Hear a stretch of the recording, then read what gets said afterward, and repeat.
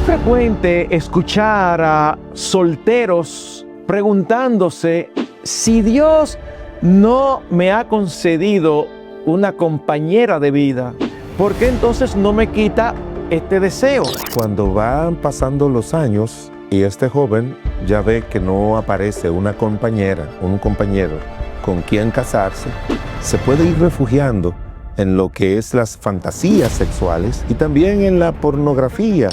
Así que la pregunta fundamental es, ¿qué hacemos con esa energía cuando la pareja no llega?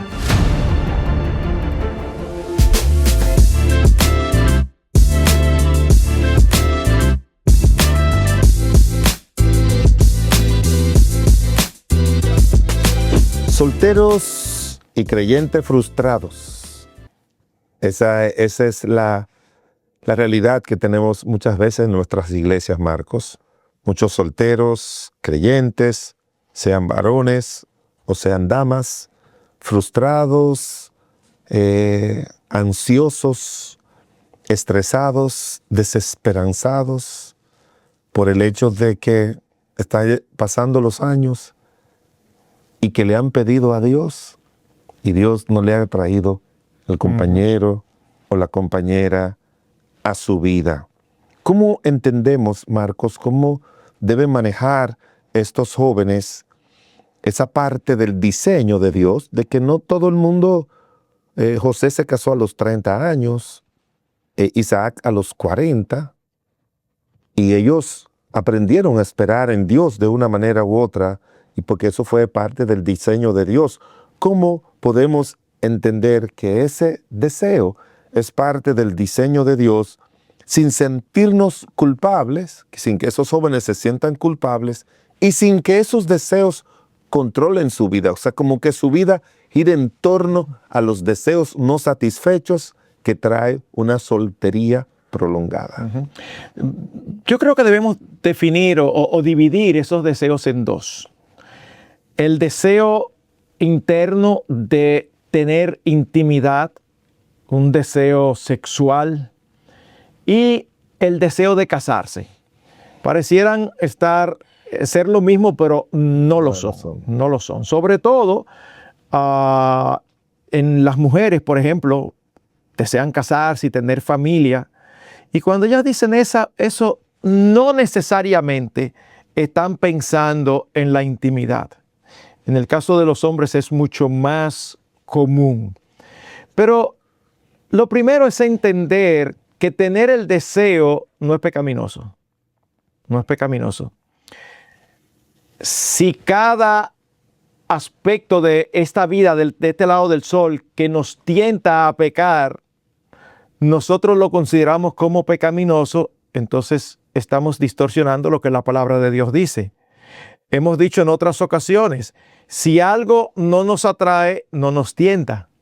O sea, para que haya tentación, y la hay, tiene que haber una atracción. Pero tenemos que distinguir entre el deseo y el pecado. El pecado viene cuando nosotros hacemos del deseo un ídolo, que pensamos que si no lo cumplimos, entonces vamos a ser infelices.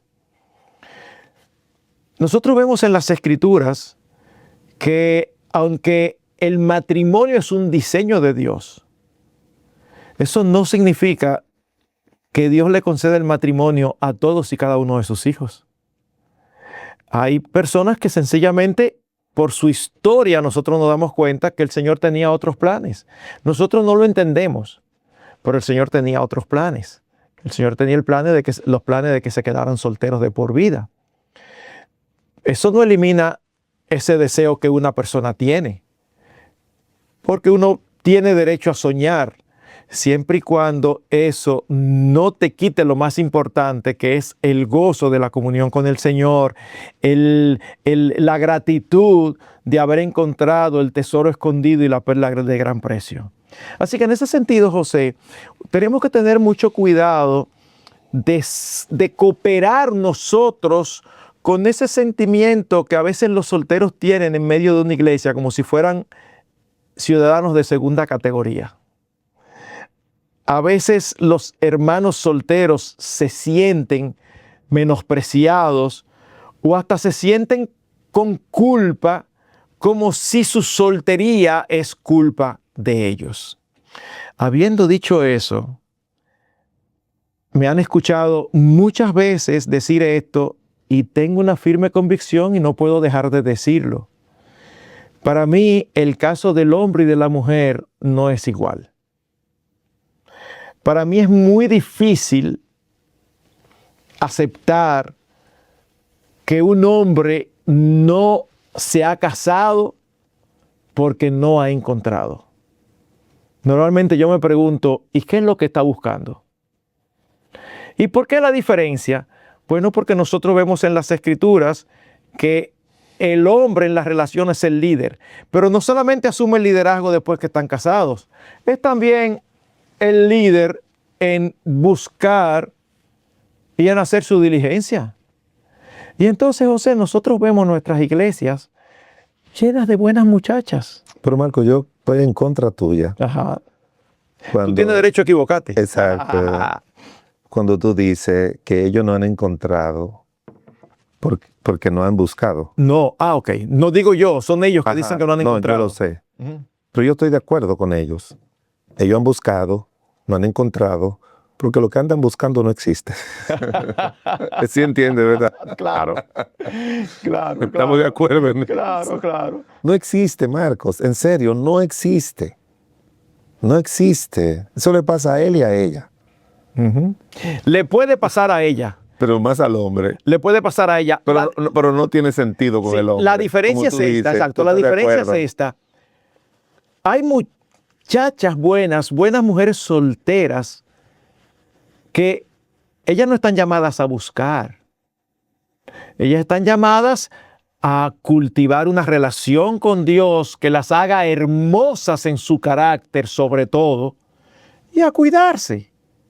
Y también a exponerse teniendo comunión con otros creyentes, también solteros. Pero nosotros no vemos en las Escrituras que ellas tienen que acercarse a conquistar. No. O que ellas tienen que acercarse a pedirle a un varón, mira, yo quisiera que nosotros nos conociéramos para ver si podemos llegar a algo. Eso es muy del mundo en boga hoy.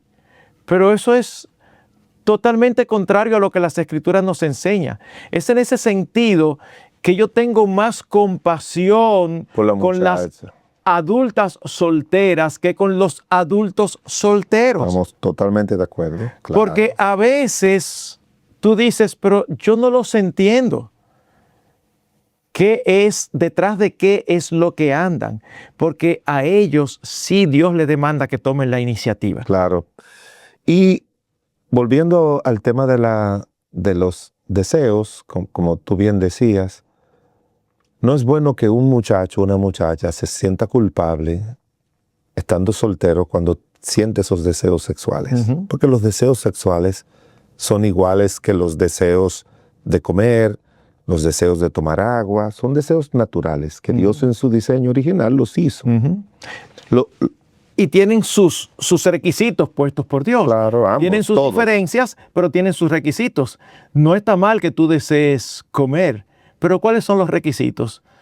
Cuidado con la gula. Claro, claro. No está mal que tú desees tener relaciones sexuales, pero ¿cuáles son los requisitos? Tiene que ser en el contexto del matrimonio. Del matrimonio. Entonces, ambas cosas son buenas, pero Dios establece los límites. Y yo recuerdo cuando, antes de casarme, cuando esos momentos fuertes que tenían los deseos sexuales, yo siempre le oraba a Dios y le decía, Señor, ayúdame a no autosatisfacerme, porque yo creo que eso es propio del matrimonio, y que tú pongas ese control, o sea, que mi vida no gire en torno a eso, en ninguna manera, porque aunque es un deseo natural, pero no es un deseo imprescindible, que tienen que ser satisfechos de una manera imprescindible como es el comer y tomar agua. En un sentido literal no es una necesidad, porque una necesidad es aquello que si tú no lo tienes te mueres. Sí, claro.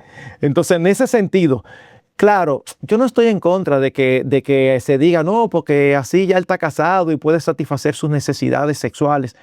no vamos a ser tan quisquillosos. Pero si vamos a ser literales, tú no te mueres si no tienes intimidad sexual. Claro. Pero si tú no bebes y si tú no comes, tú te mueres. Así es. Pero la idea también es que no queremos que se sientan culpables con sus deseos. No. Lo que tienen que pedirle a Dios, que le dé la gracia y la ayuda de Él para que esos deseos sean satisfechos dentro del matrimonio y pedirle a Dios. Yo le enseño ya a mi nieta, que tiene 20 años, yo le digo, tienes que orar para que Dios te dé tu compañero. Porque en días pasados, Marcos, estaba hablando con una muy buena muchachita, excelente, una profesional, una buena cristiana, buen testimonio, ya con 40 años. Entonces yo hablando sobre eso, y me dijo, pastor, mire, lo que pasa, que aquí viene todo lo que pasa en el hogar. Yo vi tantas cosas que yo le dije a Dios, yo no tengo intención de casarme. Wow, sí. Pero ahora que ya está en un ambiente cristiano más fuerte, mejor, ya ha ido viendo la necesidad. Y a veces uno no comprende el accionar de Dios con respecto, como tú y yo hemos hablado, y es un tema interminable, con lo que es la responsabilidad humana. ¿Entiendes? Porque yo creo que sí, que si un muchacho le dice al Señor, yo necesito una compañera, provémelo, y viceversa, yo creo que nuestro Dios se lo va a proveer. Tú deseas ahorita, a veces Dios tiene planes, es cierto, pero yo creo que cuando Dios tiene planes, te quita ese deseo para que tú no vivas haciendo su voluntad en contra de tu voluntad. Y eso ha pasado con varios, ¿verdad? Como el mismo apóstol Pablo, que él decía, bueno, yo no tengo que casarme. Pero muchas veces el aspecto básico es que el muchacho, el soltero, tiene que pedirle a Dios. Y nosotros como padres tenemos que enseñar a nuestros hijos eso. Decirle, hijo, no hagas nada malo, espera que te cases, o a la muchacha, cuando tienen ya un enamorado, un novio, sentarnos con ellos y decirle, no hagas esto. Claramente hay que decírselo, porque ahora yo estoy oyendo de cualquier cantidad de novios cristianos teniendo relaciones prematrimoniales. Eso es una plaga en medio del pueblo de Dios. Increíble. Y lo peor es malo que estén pecando, pero todavía es peor que ellos no sean conscientes que están pecando. Y se lo comentan uno al otro. Sí. O sea, estimulando a otros y diciéndole como... Bueno, pero mira, nosotros pensamos casarnos. Sí, pero no se han casado todavía. Los estándares, con la cosmovisión actual, los estándares han ido bajando en lugar de subiendo. Pero también, otra vez, Marco, yo insisto mucho en eso. Hay que ser relevante desde el hogar y desde el púlpito. Así es. Eso de que... Y hay que mencionarlo continuamente. Continuamente, Marcos. Continuamente. Me gustó eso que tú dices. Continuamente. Solamente recordándole a la gente que tú eres pecador, que el Señor quiere que tú vivas una vida santa. Sí, esa es la base. Sí, pero el Señor te dice, lo menciona. Y hay que ser específico en recordar los pecados propios de la época que varían de época en época. Si el contenido producido por el programa Hombres de Verdad te gusta, te ha bendecido, te edifica, nosotros te pedimos que te suscribas al canal de Eternidad Plus. Deja tus comentarios que pueda tener acerca de cualquier contenido del programa, pero también si tiene alguna pregunta, algún tema que tú quieres que sea tratado, por favor ponla, que lo tomaremos en cuenta. Desde Mateo, hasta Apocalipsis, el Señor menciona esos pecados sexuales constantemente, constantemente. Se los recuerda. Yo recuerdo cuando yo era un joven que decía en Efesios, pero fornicación y esto, ni aún se nombre. Y yo decía, ¿y por qué Dios está prohibiéndole eso? Si eso es algo como obvio.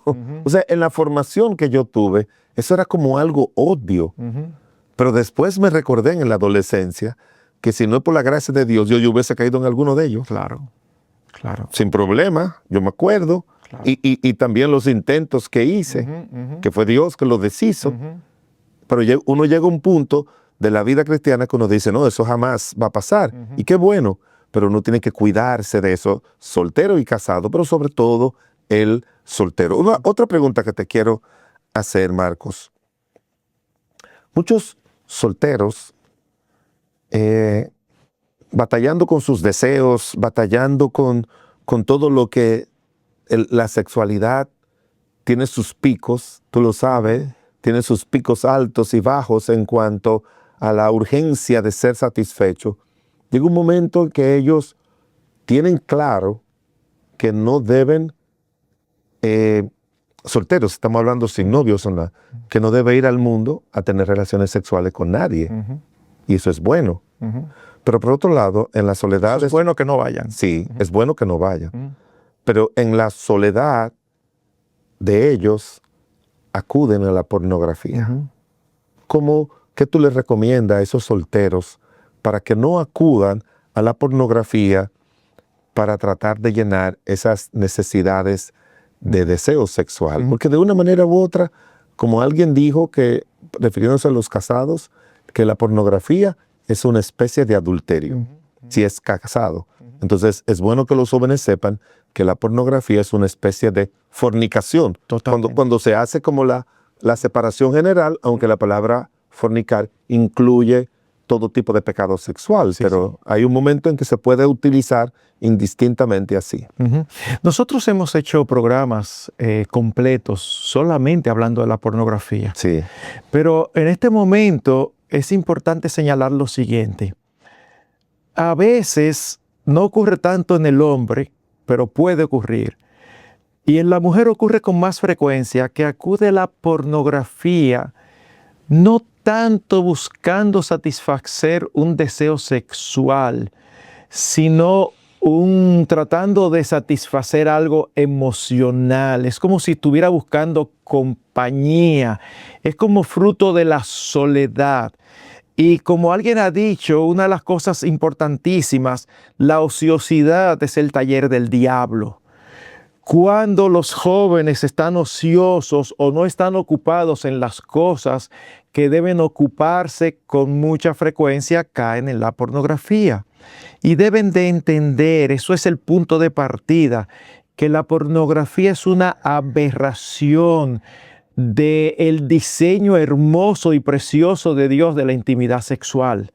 Porque no solamente está en contra del diseño porque tú estás viendo algo que es propio, único y exclusivo de todo matrimonio, sino que te está traspasando una distorsión que va a afectar tu vida íntima futura.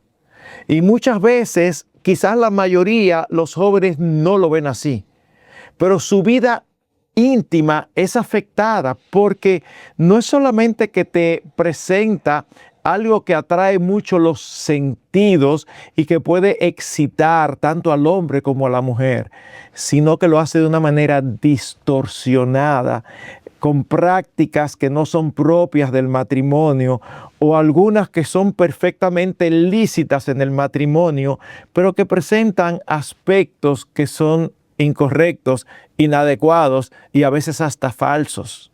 Claro, pero hay un autor que decía, unos estudios que se han hecho sobre la pornografía, que dicen que la pornografía es tan adictiva como la cocaína. Así es. Tú estás entrando en un mundo de un vicio que no solamente es dañino para ti, es dañino para todos. Si estuvieran casados, hay una serie de daños colaterales que eso trae.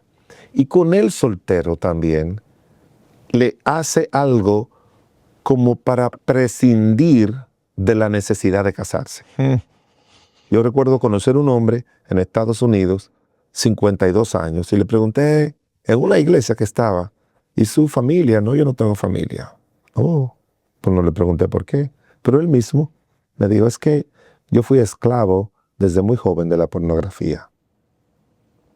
O sea, eso le quita la necesidad. Tú no tienes necesidad de casarte para satisfacer tu necesidad sexual, porque es que es una autosatisfacción continua y es algo en el que tú condicionas tu cerebro. Estaba en una ocasión, Marcos, ayudando a una parejita que se habían recién casado. Y de vez en cuando yo tengo como ese encuentro y le digo, ¿cómo va todo? Y como eran muy honestos, me dijeron, queremos una reunión con usted. Pero tenía dificultad, Marcos, para lograr tener su erección para su relación con su esposa, ella. Él no podía. Viendo su joven esposa, atractiva esposa, como son todas las mujeres, y él me dijo, pastor, es que yo condicioné mi cerebro a que eso ocurriera solamente con la pornografía. Uf. Así mismo me dijo, estamos hablando de un hombre que tenía menos de 28 años. Wow, qué triste. O sea, eso, si un muchacho se dedica a eso, tiene que saber que condiciona su cerebro. Y el cerebro es el órgano sexual del hombre, Sí. que da las órdenes al miembro masculino. Y eso condiciona al cerebro para que no reaccione de esa manera. Esos son de los estudios muy antiguos que se hicieron de lo que ellos llamaban condicionamiento clásico y condicionamiento operante. Yo no sé si tú recuerdas eso. No me acordaba. Sí, porque en todos, cuando yo estudiaba contabilidad, ellos te dieron psicología 1, básicas, cositas básicas. Entonces Skinner, Pavlov, que fueron de los primeros, hablaban de eso, de cómo las personas pueden condicionar su cerebro. Y es así, se condiciona. Recuérdate que dice la Biblia, tal como es el pensamiento de su corazón, así él es. Entonces, está hablando de que lo que tú llenas tu corazón, como dice la Biblia, que del corazón es que salen, eso afecta tu manera de pensar, condiciona las reacciones neurológicas del cerebro, que ahora se habla mucho de neurociencia, y es por eso, porque los aspectos neurológicos del ser humano son muy condicionados. Eso es algo propio de la inmensidad de la creación de Dios. O sea, el cerebro es un asunto que la gente ni se imagina cómo Dios lo hizo y cómo lo que tú ves puede afectar tus neuronas o una predisposición. Entonces, eso es totalmente dañino. Este hombre me dice, yo nunca me casé. Al punto que él me decía, cuando llegaban mis sobrinitas, yo no dejaban que me saludaran ni me abrazaran. Y ya tú te imaginas por qué. Porque no podía dejarla de ver como mujeres. Y como objetos sexuales. Como objetos sexuales. Eso es terrible. No, dice, yo no podía dejar. Porque dentro de la pornografía existe pornografía infantil. Sí. Dentro de la pornografía existen orgías. Dentro de la pornografía existen relaciones del mismo sexo. Entonces es una distorsión total, completa, como no existe nada en la creación humana. No existe nada más dañino que eso. No existe. Mira, José, hay aún casos como estos. Ese es el más común, lo que tú has dicho. Pero no hay casos como estos que vienen de un mundo de pornografía, se casan, su cónyuge no viene de ahí y su cónyuge tiene mucha libertad en el ámbito sexual y ellos se sienten cohibidos porque piensan que están pecando. O sea, no están pecando porque es su esposa, es su esposo. Pero como vienen de ese mundo y salieron de ahí y cuando se convierten logran ver lo terrible que es, le afecta ahora que se va más allá y aún llega a ver la propia relación con su esposo o con su esposa como incorrecta, pecaminosa, inadecuada. Y tú dices, wow. Entonces el cónyuge se queja de que no es tan activo, de que es desinteresado, desinteresada. Y es una de las consecuencias de meterse en el mundo de la pornografía. Y la otra cara de la moneda, que también tú la has oído, es que quieren poner al cónyuge a hacer todas las suciezas que aprendieron en la pornografía. Claro. Y eso también es inadecuado. Marcos, otra pregunta, ¿verdad?, que surge es con respecto a cómo puede un muchacho o una muchacha soltera construir una vida sólida sin casarse. ¿Cómo puede una vida con sentido, una vida buena, sin casarse? O sea, debe pedirle a Dios. Yo soy de lo que creo que sí tenemos que pedirle, enseñar a nuestros jóvenes que le oren a Dios, que lo sane, que le quite cualquier cosa, como tú hablabas de la muchacha, del temperamento, del carácter. Porque yo recuerdo de un joven, Marcos, envuelto en tantas cosas malas y cristiano y andando en tantas cosas pero malísimas y feas y sucias, que cuando ya se acercó a una muchacha porque quería casarse, me dice, pero que a todas las que yo me he acercado, como que me rechazan. Y él no era un mal candidato ni física ni económicamente. Digo, pastor, ¿a qué se debe? Son esas respuestas que solamente vienen de Dios. Yo le dije, porque tú no eres un regalo de Dios para ninguna muchacha. Huepa. Tú tienes que consagrarte a Dios. Tú tienes que dedicarte a Dios. Y eso yo se lo digo a los solteros. Tú tienes que dedicarte y consagrarte a Dios para que Dios te dé, ponga en sus manos alguien que ya para Dios es valioso, un muchacho valioso, una muchacha valiosa, una buena cristiana, que no corre el riesgo de que todo el trabajo que Dios ha hecho, como yo he visto, tú lo estropees. Porque hay muchachas que se casan con muchachos y ya su espiritualidad cae, que muchas veces nunca la vuelven a recuperar. Entonces yo creo que todo soltero tiene que dedicarse a Dios. Si quiere, tiene que dedicarse de todo corazón al Señor.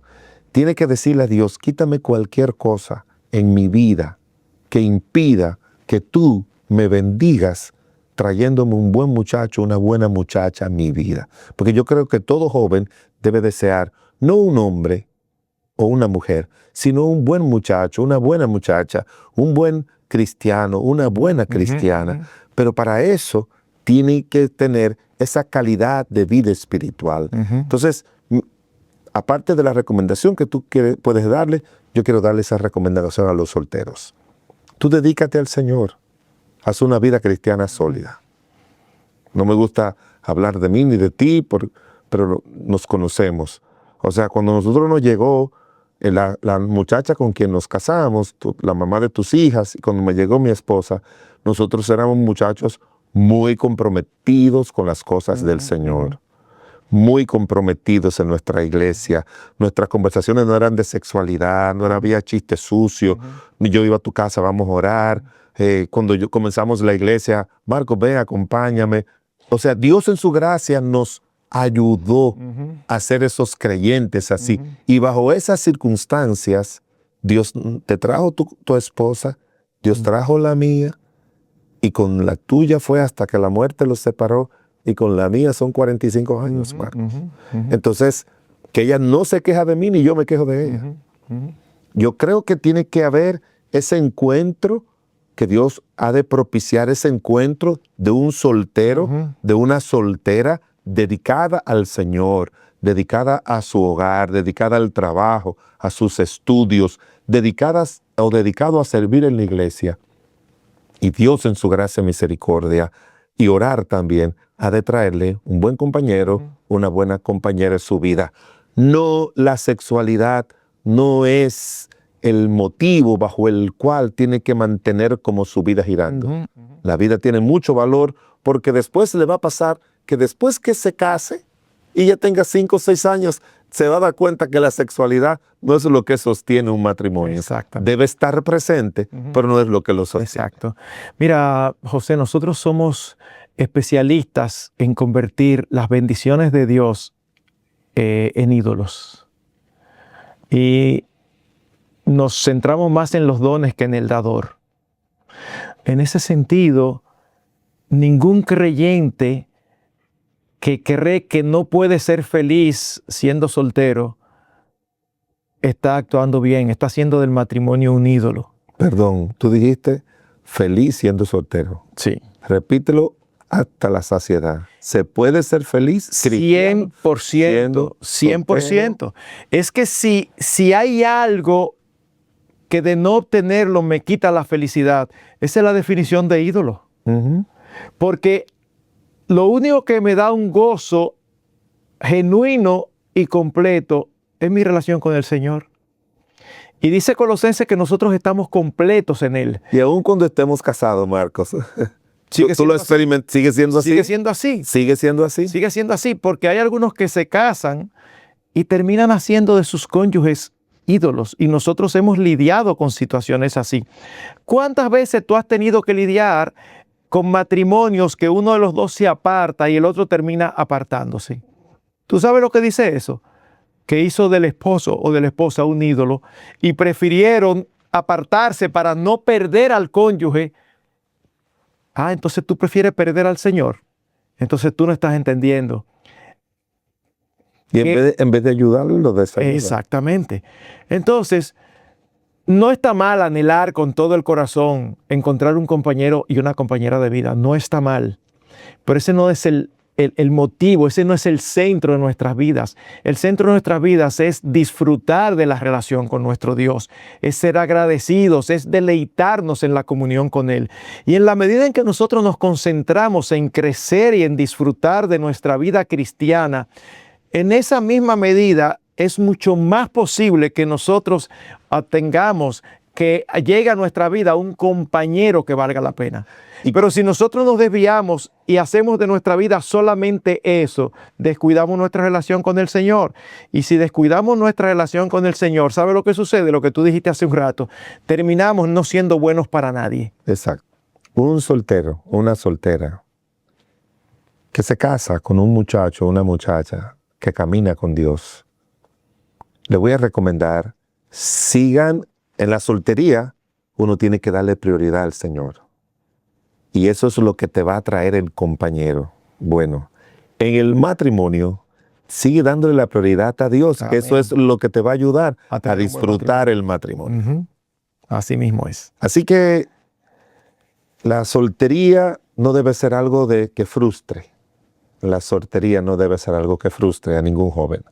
La soltería es un periodo de vida en el que tú tienes que dedicarte al Señor, a servir al Señor en tu iglesia, para darle una buena base a lo que es tu vida futura de matrimonio y de familia. Amén. Y damos gracias al Señor que nos ha concedido tener una vez más un programa de Hombres de Verdad.